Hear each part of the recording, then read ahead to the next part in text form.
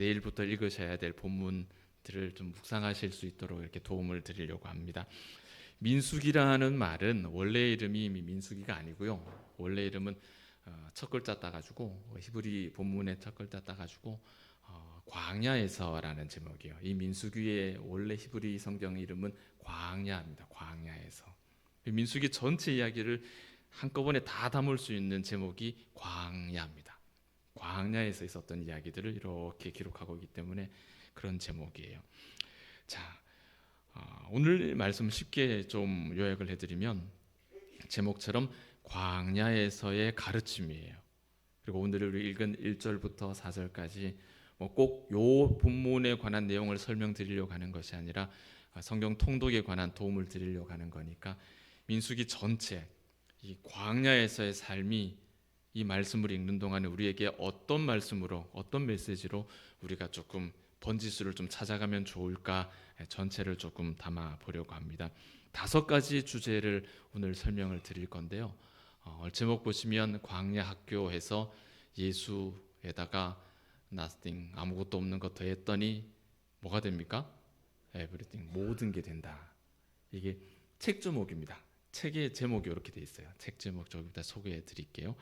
오늘 5가지 큰 주제 잠깐 소개해 드리면 아마 진도가 나가는 게 좀 수월할 것 같아요. 첫 번째는 광야는 아무것도 없는 곳인데 동시에 광야는 모든 것을 다 가지고 있는 곳이다. 이 주제를 다룰 거고, 두 번째는 광야는 유혹이 많다는 겁니다. 세 번째는 광야는 치열한 싸움이 있는 곳이다. 네 번째는 광야는 시험이 있다. 하나님의 테스트가 있다. 그리고 마지막 5번째는 그럼에도 불구하고 우리는 광야를 죽지 못해서 사는 게 아니라 기대를 가지고 살아야 된다. 이 5가지를 다루게 될 겁니다. 광야는 바꿔 말하면 우리 인생이죠. 우리가 각자가 살아가는 100년 안팎의 그 인생을 광야라고 표현하면 되겠습니다. 자, 하나하나 시작할게요. 첫 번째 뭐라 그랬습니까? 광야는 어떤 곳이라고요? 제목이 나와버렸네. 광야는 어떤 곳이라고요?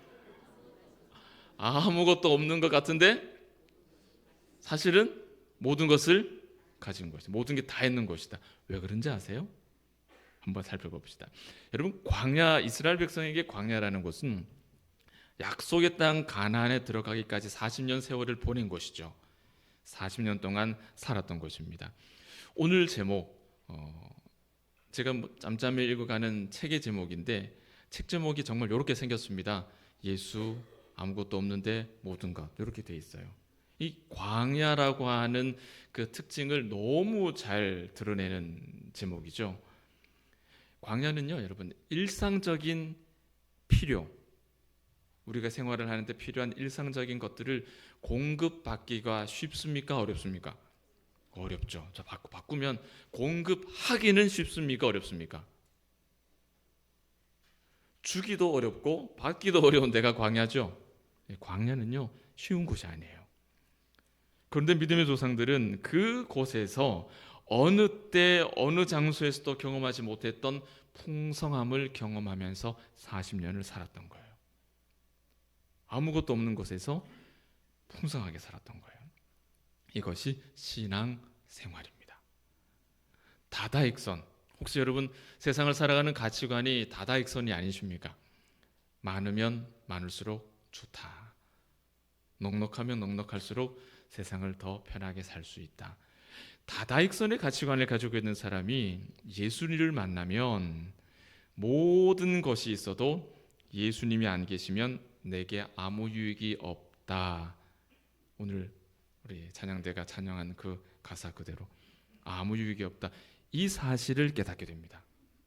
이 사실을 깨닫는 것이 머리의 지식이 이 광야라고 하는 학교를 통해서 우리의 가슴과 삶으로 내려오는 거예요. 머리에서 우리 가슴과 손과 발로 내려오는데 거리가 얼마 안 되는, 한 편밖에 안 되는데도 이게요, 이 수십 년이 걸려도 안 되는 경우가 다반사거든요. 이것이 성숙이에요. 성숙. 아무것도 없는 것 같은데 모든 것을 다 가지고 사는 것이 신앙생활이고, 그 사실을 깨달아가는 것이 신앙이 성숙해가는 겁니다. 이 광야를 한마디로 요약하는 말씀이 다음 주에 읽으실 신명기 말씀이 나오는데요. 신명기 말씀 8장 4절을 보면 이런 말씀이 있습니다. 이 40년 동안 내 의복이 헤어지지 않았고 내 발이 부르트지 않았다. 아무것도 없잖아요. 왜? 옷이 헤어져야 되잖아요. 발이 부르터야 되잖아요. 목말라야 하잖아요. 배가 고파야 하잖아요. 그런데 그 40년 동안 그들은 헤어지지 않는 옷을 입고 부르트지 않는 발로 걸었고 목마르면 물을 얻었고 줄일 때는 먹을 것을 얻었습니다. 아무것도 없는 것 같으나 모든 것이 있었죠. 왜 그렇습니까? 하나님의 임재가 있었기 때문에, 하나님과 동행했기 때문에. 빈 들과 같은 광야에서 그들은 풍성함을 가지고 살았던 거예요. 길 안내, 길 안내에 길은 나침판이 있습니까? 뭘로 길 안내도 받아야 되죠. 의식주를 위해서 필요한 것도 많죠. 또 광야는요, 좀 이따가 또 설명드리겠지만은 전쟁의 위협이 항상 있습니다. 어디서 누가 쳐들어올지 몰라요. 광야에서 절대적으로 필요한 이 모든 요소들이 내게는 없죠. 나에게는 없어요. 하나도 나에게는 가진 게 없어요. 누구로부터 공급이 됩니까? 하나님으로부터 공급이 된다라는 사실을 배우는 곳이 이 광야였던 거예요. 그걸 배우면서 배골지 않고 우리 조상들이 살았던 겁니다. 아무것도 없는 광야에서 그들은 그야말로 모든 것을 가진 사람들이었어요. 오늘과 또 다음 주 이 말씀들을 읽으면서 저와 여러분이 이 진리를 가슴에 단단히 새길 수 있기를 바랍니다. 두 번째 광야. 두 번째 특징은 유혹이 도사리는 거예요. 유혹이 많다. 아이고 참 이거 듣기에 좀 이해가 안 될 수 있습니다. 광야 아무것도 없는데 무슨 유혹이 있나 거기에. 뭐라도 있어야 유혹할 거라도 있지. 아무것도 없는데 무슨 유혹이 있나. 요즘이야 눈을 둘 곳이 없이 풍족하고 또 욕심나는 것들이 많죠. 그런데 광야는 그야말로 결핍의 공간이지 않습니까? 아무것도 없습니다. 그런데 어떻게 유혹의 공간이 될 수가 있느냐? 그 이유는 광야에 어떤 이유가 있는 게 아니고요. 그 광야의 길을 걸어가는 우리 사람에게 이유가 있어요. 사람에게. 바로 탐심의 문제입니다. 이 탐심은 나중에 저기 네 번째 하나님의 테스트에 한 번 더 등장할 거예요. 탐심이요, 여러분, 단순히 풍족해진다고 탐심이 없어지나요? 100만 원 월급 받던 사람이 200만 원 받으면 더 이상 소원이 없어집니까? 더 이상 이제 욕심이 없어질까요? 아니죠. 아닙니다. 그렇다고 애시당초 더 나은 삶을 기대할 수 없는 연약한 사람이 있다 합시다. 그러면 그분은 애시당초 탐심이라는 것을 생각지도 않고 사실까요? 아닙니다. 그렇지 않아요. 탐심은, 사람에게 있는 탐심은 부하든 가난하든 관계없이 그에게는 항상 존재해요. 항상. 믿음의 조상들은 광야에서 안정과 풍성한 삶을 기대했지만 광야에서 그들의 삶은 어땠어요? 결핍의 연속이죠. 부족함이었습니다. 부족함이었어요. 그렇기 때문에 그들은 더 쉽게 우상의 유혹에 넘어갈 수밖에 없었습니다. 그들을 둘러싸고 있는 우상들이 어떤 것이었죠? 지난 시간에 말씀드렸는데 그 당시에 우상의 성격은 무엇을 준다 그랬습니까? 다산, 많은 소출, 풍요의 신들이에요. 바알도 그렇고 아세라도 그렇고 전부 다 풍요의 신들이에요. 찢어지게 가난하게 살아가는 이 결핍에서 살아가고 있는 이들에게 풍요의 우상은 쉽게 가슴에 다가올 수밖에 없었던 것이죠. 우리는 자족하지 못했던 이스라엘 백성을 살펴볼 수 있습니다. 광야는 하나님으로 만족한다라는, 하나님으로 충분하다라는 이 인생의 자족을 배우는 학교예요.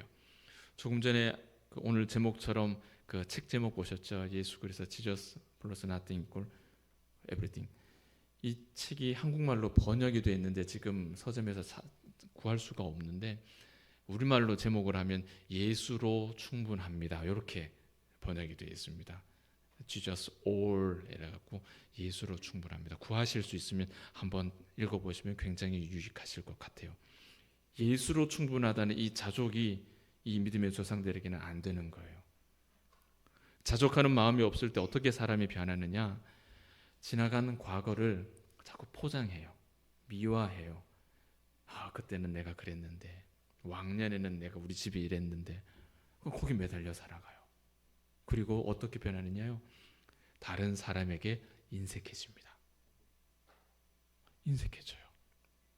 바꿔 말하면 모든 것이 나를 중심으로 나를 바라보게 되는 거예요. 여러분, 철로역정이라는 이야기를 아실 겁니다. 그 내용 중에 주인공인 크리스천이라고 하는 사람이 함께 길을 가고 있던 믿음이라고 하는 사람과 허영의 시장에 들어갑니다. 허영이라고 하는 시장에 들어가게 되는데, 그곳은 1년 내내 그냥 신나는 곳이에요. 그 길을 지나가기만 해도 어깨가 들썩들썩거릴 만큼 너무너무 재미있고 신나고 육감적이고 유쾌하고 감각적이에요. 오락과 재미가 넘쳐나는 곳입니다. 정말 재미있는 거죠. 시간 가는 줄 모를 만큼 신나는 곳이에요. 인생이 그렇게 신나게 살 수 있으면 얼마나 좋겠습니까? 딱 그곳이에요. 그런데 그곳에는요, 하나님이 계시질 않아요. 그런데 하나님은 없는데 하나님을 제외한 다른 모든 것이 그곳에 충만한 겁니다. 마음껏 먹을 수 있고, 마음껏 즐길 수 있고, 마음껏 기분 좋은 일들을 누릴 수 있는 것이 허영의 시장이에요. 광야 같은 곳이죠. 예수님의 시험 받은 곳이 어딘지 아십니까, 여러분? 마귀의 시험 받으신 곳, 마가다락방 아니죠. 또 그런가 보다. 고개 끄덕이신 분은 안 되는데, 광야에서 시험 받으셨잖아요. 시험. 왜 광야인지 아세요, 여러분? 그 광야에 예수님이 계셨던 그 정황을 한번 생각해 보세요. 예수님이 광야에서 뭐 하셨습니까? 그 시간에 40일을 줄이셨습니다. 결핍이죠. 모든 결핍을 누리고 있는 그때의 마귀가 놓치지 않고 예수님을 찾아와서 떡 만들어 드세요, 유혹하는 겁니다. 떡 만들어 보세요. 믿음의 조상들이 걸었던 광야가 바로 그런 곳입니다. 여러분. 그들은 광야에서 내가 원하는 모든 것에 대해서 내가 원하는 만큼 누리질 못했어요. 그러나 그들에게는 모든 것을 가진 하나님의 임재가 있었죠. 그들 가운데 텐트를 치시고 작은 집이면 충분하다 하신 그 하나님께서 그들 속에 머물러 계셨고, 구름 기둥으로 불 기둥으로 함께 동행하셨습니다. 그래서 그들은 빈 광야에서 아무것도 가지지 않았지만 그 하나님과 동행으로 인해서 풍성한 삶을 살아갈 수 있었던 것입니다. 그들 마음속에는 항상 두 가지가 다툼이 있었어요. 긴장이 있었어요. 싸움이 있었어요. 뭐냐? 한 가지는 하나님이 모든 것이죠. 하나님이 모든 것이기 때문에 하나님이면 충분하다. 하나님이면 충분하다. 오늘 이 제목처럼 그렇게 한편의 마음이 있고, 또 다른 한편의 마음은 어떻습니까? 하나님 없어도 괜찮다. 허영의 시장처럼 하나님 없이 다른 모든 것을 내가 충만하게 누리고 살 수 있다면 그거면 된다. 한 세상 잘 살아보세. 이 두 가지가 항상 싸움을 한다는 거예요. 항상 다툰다는 거예요. 항상. 이것이 광야에서 만나게 되는 유혹입니다. 순례의 여정에 있지만 그 마음은 애굽에 가 있는 거예요. 성경을 읽으면 그런 말씀 나오죠. 애굽에 있었으면 뭐도 먹고. 그런데요, 학자들이 판단하기에 그들이 애굽에서 그걸 먹었을 가능성이 대단히 낮습니다. 먹었을 가능성이 대단히 낮죠. 이것이 광야를 지나가는 우리에게 얼마나 강력한 유혹이고 위협인지 아십니까, 여러분? 생각해 보세요. 교회를 출석하고 있어요. 10년, 20년, 30년, 40년, 50년, 60년, 70년. 어쩌면 저희 교회가 72년 역사잖아요. 아마 72년 역사를 가지신 분도 계실지 몰라요. 그렇게 내가 그리스도인이라는 것을 추호도 의심치 않고 살고 계시는 분들이 계십니다. 그러나 그런 마음 속에 예수로 충분하다가 아니라 하나님 없이 세상의 모든 것을 누리는 것이면 어떨까? 이 마음이 그 속에 있다면 여러분, 그것은 우리의 영생을 위협하는 심각한 위기가 아니겠습니까? 그렇지 않습니까, 여러분? 그래서 민수기 이 말씀은 오래전 믿음의 조상들에게 국한되는 이야기가 아니고 오늘을 살아가는 우리에게 굉장히 중요한 말씀인 거예요. 우리도 이 유혹 가운데 지금 살고 있기 때문이죠. 세 번째 광야의 특징, 격렬한 싸움의 장소다. 어디서 어떤 적을 만날지 몰라요. 이스라엘 백성은 애굽에서 긴 세월 노예로 살았습니다. 그죠? 세대를 거듭하면서 노예로 살았죠. 그러니까 추정하건대 이스라엘 백성이 공통적으로 제일 잘하는 일이 있다면 그게 뭘까요, 여러분? 자, 보기를 드릴게요. 공통적으로 이 이스라엘 백성이 제일 잘하는 일, 벽돌 구워서 건물 짓는 일을 잘할까요? 아니면은 창칼 들고 전쟁터 나가서 싸움질 하는 걸 잘할까요? 1번일까요? 2번일까요? 별로 어렵지 않죠? 대를 이어서 벽돌 굽고 건물을 지었으니까, 노예로 살았으니 그거는 잘할 거라고 예상은 할 수 있습니다. 그런데 이 사람들이요, 전쟁터에서 잔뼈가 굵은 사람들은 아니에요. 그런데 광야에서는 이 사람들이 뭘 해본 게 있어야죠. 그런데 둘러싸고 있는 모든 이방 민족으로부터 위협을 당해야 됩니다. 그 어떡합니까? 그 위협을 어떻게 이겨냅니까? 그런데 출애굽 과정을 그 면면을 보면 그 전쟁의 위기와 그 전쟁을 친히 이루어 가시는 주체가 누굽니까? 하나님이신 거예요. 그들은 싸움을 할 줄 몰라요. 성경은 자세히 기록합니다. 광야에서 그들이 스스로가 나가서 전쟁을 치른 역사가 없어요. 출애굽에도, 홍해를 건너갈 때도, 아말렉과의 전쟁 앞에서도 그들에게 승리를 주시는 분은 하나님이시라는 겁니다. 하나님이셨어요. 그렇게 내가 너희를 대신해서 싸우는 모습을 바라보면서 너희는 나의 군대가 되는 거예요. 하나님께서 그들을 줄져서 오와 열을 맞춰서 짝대기 하나씩 쥐어주고 으쌰 찔러 위로 밑으로 이렇게 가르쳐서 군대를 만드는 게 아니고, 너는 가만히 서서 내가 너희를 위해서 뭘 하는지를 지켜봐. 그리고 하나님이 앞에 나가서 일당백으로 싸우시는 겁니다. 아, 이분이 우리 하나님이시구나. 이 담대함을 겸비하는 것이 하나님의 군대로 준비되는 거였어요. 그들에게 전쟁을 가르치신 분이 아니었다는 겁니다. 이것이 광야 학교의 양육이에요. 우리에게도 동일하죠. 광야는요, 우리 인생이죠. 훈련의 장소입니다. 거기에는 많은 싸움이 있고 전쟁이 있습니다. 하루하루가 치열하게 우리가 살아가는 것과 다르지 않습니다. 언제 어떤 모습으로 우리의 대적이 침범할지 모르죠. 그래서 성경은 우리에게 말합니다. 항상 정신을 차리고 어떻게 해요? 잠들어 있으라, 깨어 있으라. 깨어 있으라고 권하시는 겁니다. 우리는 지금 전쟁 중입니다. 주님 다시 재림해서 오셔서 마귀를 완전히 멸하시기까지 우리는 지금 전쟁 중인 거예요. 전쟁 중인 거예요. 이것이 광야를 살아가는 믿음의 사람들의 삶의 태도입니다. 철로역정 이야기 하나만 더 할게요. 거기 철로역정 그 뒷부분에 가시면 주인공 크리스찬이 큰 대적인 아볼론과의 싸우는 장면이 나와요. 혹시 책 읽기가 좀 불편하신 분은 영화로도, 애니메이션 영화로 재밌게 만들어져 있거든요. 우리 자녀분들한테 이야기하셔서 한번 집에서 한번 그렇게 한번 보십시오. 굉장히 재미있습니다. 그 모습이 그냥 괴물 같은 모습이지만 실제로 그 아볼론이라고 하는 큰 대적이 무엇입니까? 우리 눈에 보이는 내가 맞닥뜨리고 있는 거대한 나의 현실과의 싸움이죠.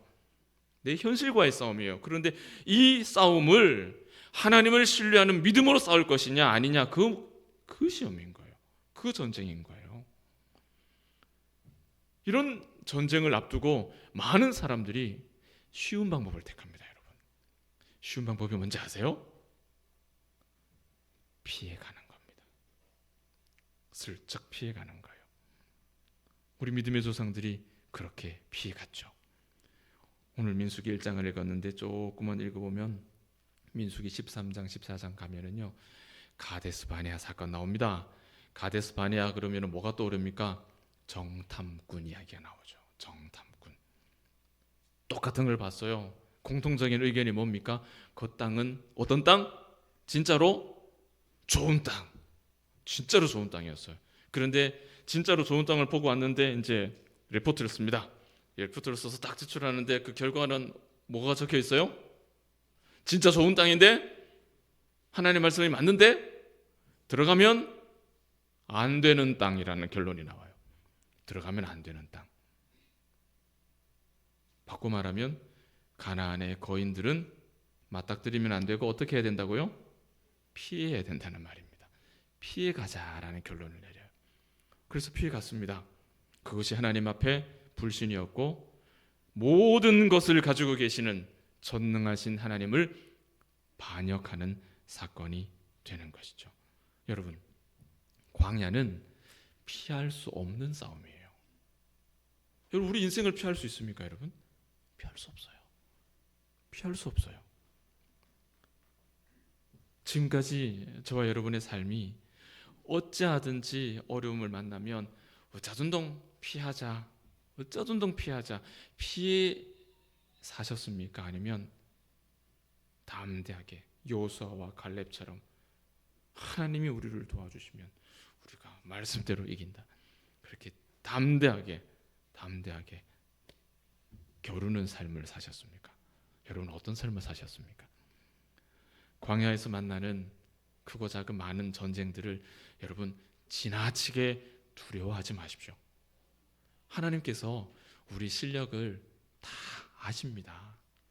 우리 실력이 별로 믿을만하지 않다라는 걸 다 아세요. 우리가 실력이 별로 없다라는 걸 다 아세요. 목사나 아니나 거기가 거락이라는 걸 다 아십니다. 하늘에서 보면은 5층 빌딩이나 10층 빌딩이나 6산 빌딩이나 그놈이라는 걸 다 아십니다. 다 알아요. 하나님 아세요. 우리가 이 전쟁을 가는 길은요, 우리가 그럴 만한 싸움을 할 만한 그런 능력이 있어서 가는 게 아니라 우리를 아시는, 우리의 연약함을 아시는 하나님의 배려를 우리가 안고 가는 거예요. 그럴 만한 능력이 힘이 있어서 가는 게 아니라 하나님의 이름을 안고 가는 거예요. 그렇다고 하나님의 배려가 우리 인생에 고난이나 고통이나 실패가 없다는 것 절대 아니에요.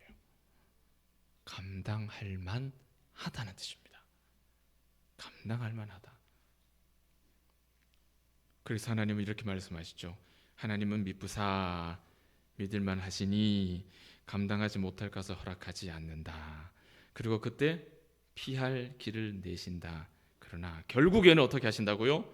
능히 감당하게 하신다고요. 피하게 하시는 게 능사가 아니에요. 결국에는 능히 감당하게 하시는 거예요. 이것이 고린도전서 10장 13절에 우리에게 주신 약속의 말씀입니다. 이 말씀을 기억하십시오. 네 번째, 광야는 테스트의 장소다. 시험이 있는 곳이다. 고된 곳이죠. 늘 싸움이 있고 전쟁이 있고, 그런데도 아직도 남았어요. 시험의 장소. 이 시험이 어렵습니다. 이 시험이 왜 어려우냐? 바로 자기 사랑과 이웃 사랑이 대결하는 그런 시험이기 때문입니다. 이것은 율법의 문제예요. 근본적인 하나님의 율법에 관한 문제예요.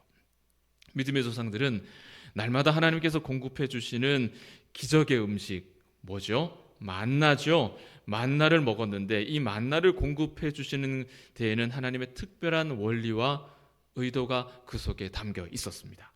출애굽기 16장 제가 한번 읽어드릴 텐데 이 만나와 관련해서 하나님께서 어떤 규정을 두셨는지 한번 체크해 보십시오. 이스라엘 자손이 그같이 하였더니 그 거둔 것이 이 만나입니다. 그 거둔 것이 많기도 하고 적기도 하나 오멜이라고 한 단위로 이제 한 대, 두 대 되어 보니 많이 거둔 자도 남음이 없고 적게 거둔 자도 부족함이 없이 각 사람은 먹을 만큼만 거두었더라. 모세가 그들에게 이르기를 아무든지 아침까지 그것을 남겨두지 말라 하였으나 그들이 모세에게 순종하지 아니하고 더러는 아침까지 두었더니 벌레가 생기고 냄새가 난지라. 만나를 주시는데 여기에는 규칙이 있죠. 몇 가지 규칙이 있습니다. 하나님께서 만나를 공급하시는 데에는 중요한 의도가 있습니다. 첫 번째는 너희에게 내가 너희를 먹이는 존재다. 나 여호와가 너희를 먹인다. 이걸 기억하라는 거예요. 내가 너희를 먹이지 않으면 너희는 굶어 죽어. 왜? 광야니까. 아무것도 없으니까요. 빈들이니까. 그런데 내가 너희를 먹인다. 이걸 기억해야 된다. 첫 번째 의도. 두 번째는 탐욕을 부리면 안 된다. 욕심내면 안 된다. 너희가 먹을 것은 내가 반드시 공급한다. 오늘 먹을 양식은 내가 반드시 공급한다. 내일은 내일 공급한다. 내일 양식은 내일 공급한다. 욕심 부릴 필요 없다. 그러니 남기면 안 된다는 거예요. 벌레가 생기고 다 썩어버리는 거예요. 그래서 모세가 그 순종하지 않은 백성들에게 모세가 진노하는 사건이 출애굽기 16장에 이어지죠. 이것이 하나님의 시험입니다. 하나님께서 일용할 양식을 날마다 주시고 그들에게 거두게 하심으로 하나님의 율법을 그들이 준행하는지 아니하는지를 시험하시는 거예요. 바로 탐심의 문제죠. 자기 사랑의 결정체가 탐심이죠. 나만 아니면 되고 나만 좋으면 되고 놈들이야 밥을 골든 묵든 죽든 살든 관계없는, 세상 사람들이 그렇게 산다는 뜻이 아니고 예수 믿는 사람들조차 그렇게 살기 때문이에요. 이 광야 백성이 그렇게 만나를 가지고 그렇게 살았던 겁니다. 내 필요를 아시고 채워주신다는 이 믿음이 없이는 지킬 수 없는 명령. 하나님께서 우리에게 이웃을 사랑하라 하실 때 뭐라고 율법으로 명하셨습니까? 많이 사랑하라 하셨습니까? 아니면 최대한 사랑하라 하셨습니까? 어떻게 사랑하라 하셨죠? 네 몸과 같이,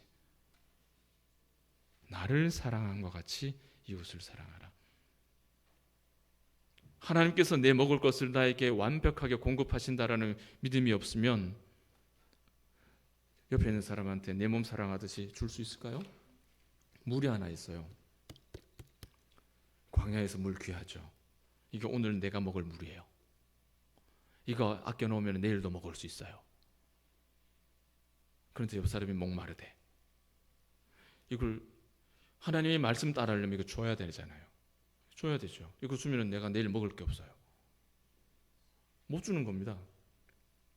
일용할 양식을 공급하신다는 이 믿음이 없이는 물 한 모금을 줄 수 없는 거예요. 믿음이 없이는 이 이웃사랑의 계명은 지켜낼 수가 없는 겁니다.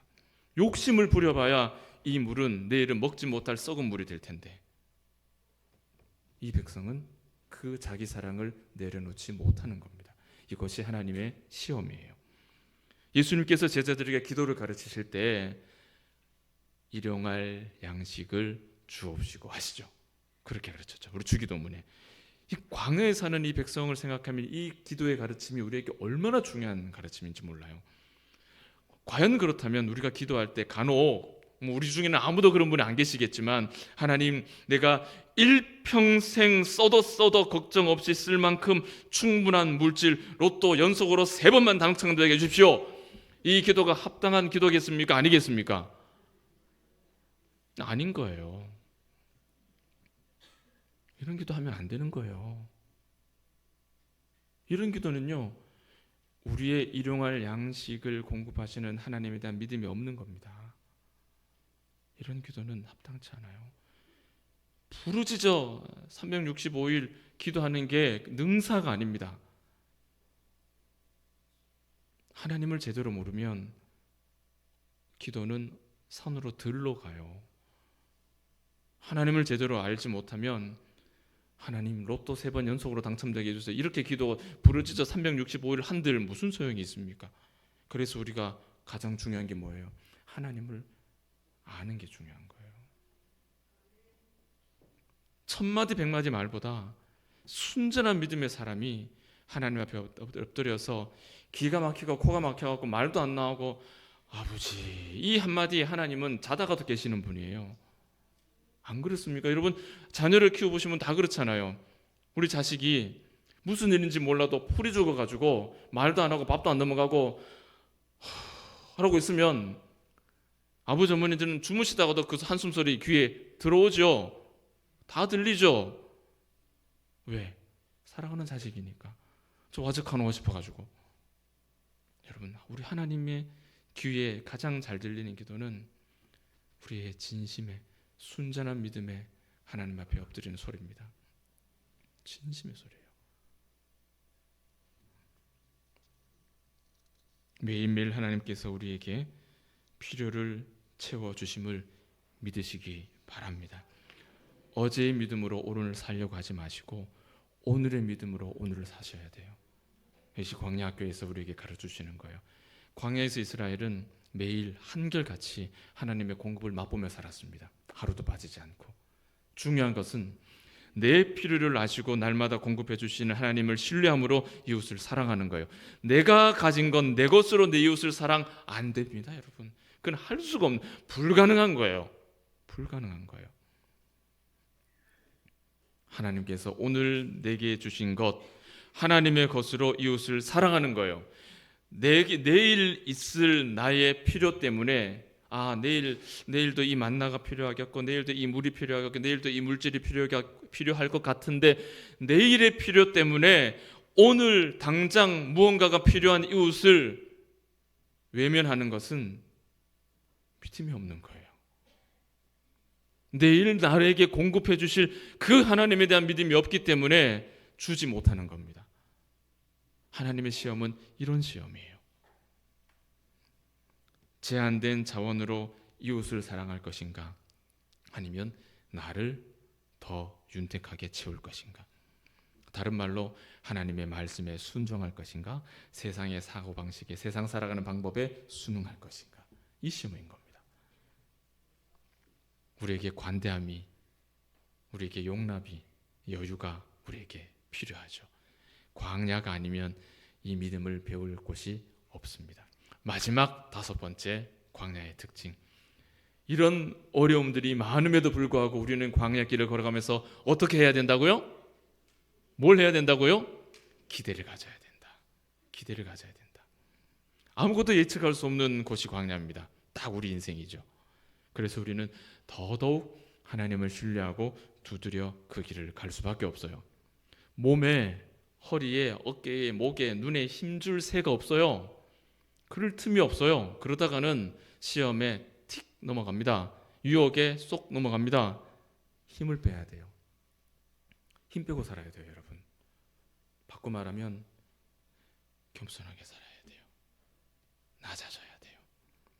광야에서 제일 안전하게 사는 방법은 겸손하게 사는 거예요. 몸을 낮추고 사는 거예요. 그러면 우리에게 기대가 생기기 시작합니다. 유혹에도 직면하고 전쟁도 만나고 시험도 만나요. 그 모든 일들 속에서 우리가 가져야 되는 태도는 몸을 낮추는 겁니다. 몸에 힘을 빼는 겁니다. 무슨 일이 일어날지 모르기 때문에 두려울 수 있어요. 그러나 우리가 몸을 낮추고 힘을 빼면 우리 안에 하나님, 나는 아무것도 없지만 모든 것이 되시는 그 하나님을 향한 이 믿음이 우리에게 기대라는 것을 만들어줘요. 우리에게 주어져 있는 이 현실을, 아볼론과 같은 큰 대적을 뚫고 나갈 수 있는 힘을 우리에게 주시는 겁니다. 내가 뚫는 게 아니라 하나님이 쫙 찢어주시는 겁니다. 그 길로 우리는 홍해 건너가듯이 걸어가면 되는 거예요. 광야에서 하나님을 신뢰하는 싸움을 싸우십시오. 피하지 마시고 하나님 없이 모든 것을 소유하는 것이 아니라 아무것도 없어도 하나님 한 분을 소유하는 것이 더 행복하다라는 것을 이 광야를 통해서, 이 민수기를 읽어가는 이번 한 주 동안 이 사실을 이 말씀 통해 배울 수 있기를 축복합니다. 전쟁 만나시면요, 도망가지 마세요. 피하지 마세요. 하나님의 이름 의지해서 싸워보세요. 그리고 하나님의 테스트를 잘 분별해 보세요. 나를 사랑하는 것인지 내 이웃을 사랑하는 것인지, 우리의 형편이 어떠하든지 이 시험을 잘 통과하는 우리 봉덕의 가족들 되시기를 축복합니다. 말씀을 맺습니다.